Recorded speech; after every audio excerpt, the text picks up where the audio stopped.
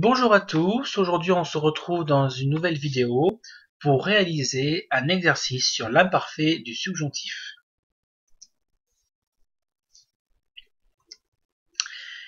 Ici nous avons 10 phrases, vous devez donc remplacer les pointillés par le verbe et le conjugué selon la personne indiquée, et donc le conjugué à l'imparfait du subjonctif. Je vous propose de mettre la vidéo en pause et on se retrouve tout de suite après pour la correction.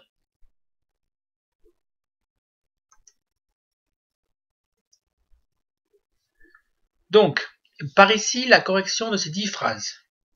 Fue importante que él estudiara.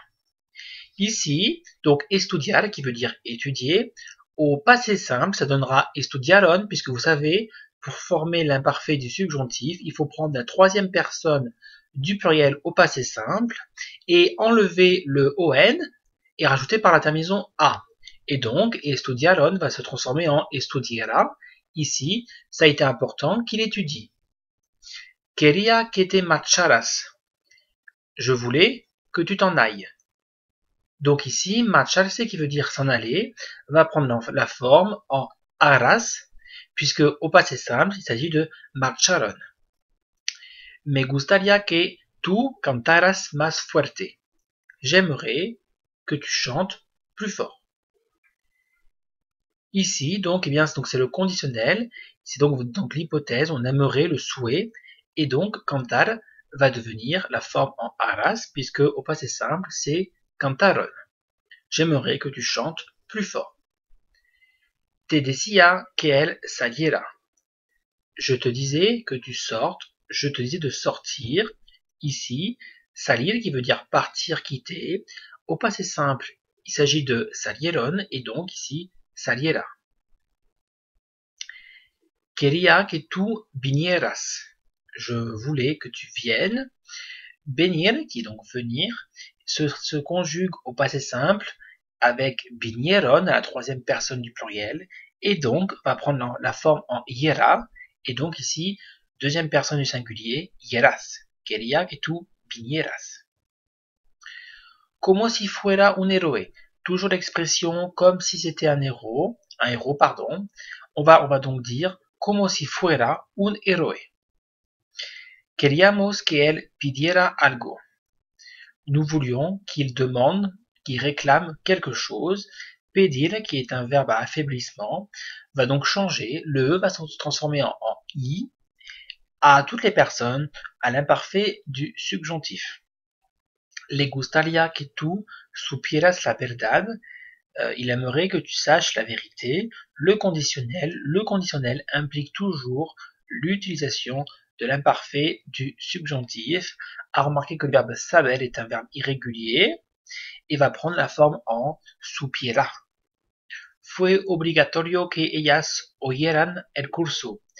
Il était obligatoire qu'elles écoutent, qu'elles suivent le cours.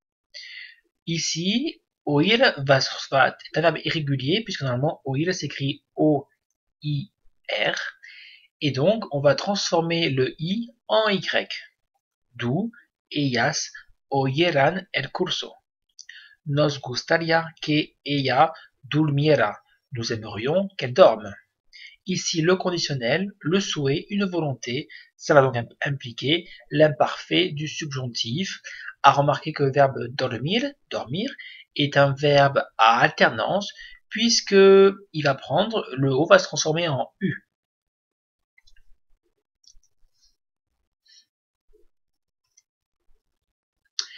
Pour finir ces deux petits exercices de la traduction du français à l'espagnol, faites bien attention au temps pour voir comment fonctionne la concordance des temps.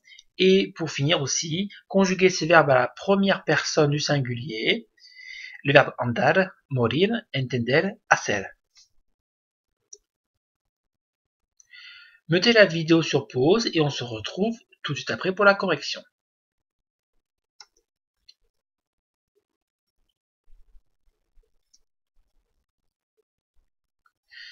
Par ici, la correction de ces deux petits exercices, la traduction du français à l'espagnol.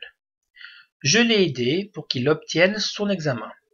Donc ici, si on examine un peu les phrases, on a du passé composé, je l'ai aidé, pour qu'il obtienne son examen. Pour qu'il obtienne est au subjonctif présent en français. Donc on pourrait dire en espagnol c'est pareil, il faut donc utiliser le passé composé pour la principale, et ensuite, après para que, après pour que, il faudrait donc utiliser le subjonctif présent. Cependant, en espagnol, on utilise très peu, ou moins disons qu'en français, le passé composé. Pour des actions qui sont finies, qui sont résolues, qui sont terminées, on va toujours utiliser le passé simple. Et donc transformer ce passé composé en passé simple. Vous allez me dire, qu'est-ce que ça change finalement? Eh bien, ça change tout dans la concordance des temps, puisque le passé composé est relié au temps des présents, et donc, après para que, par exemple, il y aura toujours le subjonctif présent. En revanche, si on parle au départ avec la principale, si c'est au passé simple, au plus que parfait par exemple, à l'imparfait ou au conditionnel, la coordonnée sera à l'imparfait du subjonctif. Par conséquent, le mode sera le même, mais le temps va changer, on passera du présent à l'imparfait du subjonctif. Donc ça donnera le ayudé para que obtuviera su examen. Je l'ai aidé pour qu'il obtienne son examen. Le petit 2, cela est important qu'il aille travailler. Pareil ici, on transforme le passé composé en passé simple. Fue importante que fuera a trabajar. Qu'il aille travailler. À remarquer qu'il faut toujours la préposition, le petit mot a, puisqu'on a vraiment un mouvement. Aller travailler, aller à travailler. Il y a toujours la préposition a. Et pour finir, conjuguer ces verbes à la première personne du singulier. Andar qui est marcher, qui va donner anduviera, morir, moriera. Avec c'est un verbe, donc morir, un verbe à alternance, le O va éclater en U, à toutes les personnes à l'imparfait du subjonctif. Entender qui est un verbe régulier, qui est comprendre, qui va donner entendiera, et hacer qui est faire, qui va donner hiciera, et hiciera, hicieras, hiciera, et ainsi de suite. Pourquoi? Toujours on se base sur la troisième personne singulier, du pluriel, pardon, au passé simple. Andar, qui était anduvieron, anduviera. Morir, morieron, moriera. Entender, entendieron, entendiera. Hacer, hicieron, hiciera.